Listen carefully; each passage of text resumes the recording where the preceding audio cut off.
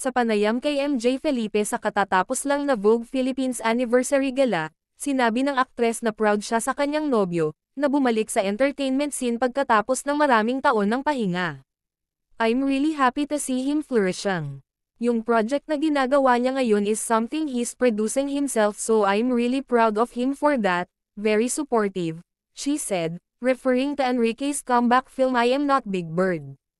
Sinabi rin ni Liza na ginagawa pa rin nila ang isang punto na tumambay paminsan-minsan, kahit na sila ay naging sobrang abala sa kanilang mga karera lately. "Every once in a while, I think occasionally mostly because we're both, like, constantly flying," paliwanag ni Liza. "I've been in the United States for a while and then bumalik ako, and he's been flying. So, yeah, napakadalang na ngayon," she added.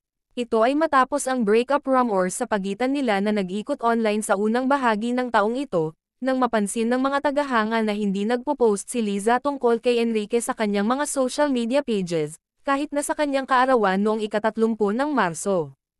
Ang dating talent manager ni Liza na si OG Diaz ay nag-claim noong ika-30 ng Mayo na ang aktres ay hiwalay na kay Enrique, na sinabi na ito ay sanhi ng kanyang pagpili na ituloy ang isang karera sa Hollywood. Namataan ang dalawa na magkasama sa engagement party ng kanilang kaibigan noong Hunyo. Sa isang panayam noong Hulyo, idiniin din ni Enrique na sila ni Liza ay mabuti. Nagdebo ang Lizken Love Team sa teleseryeng Forevermore noong 2014.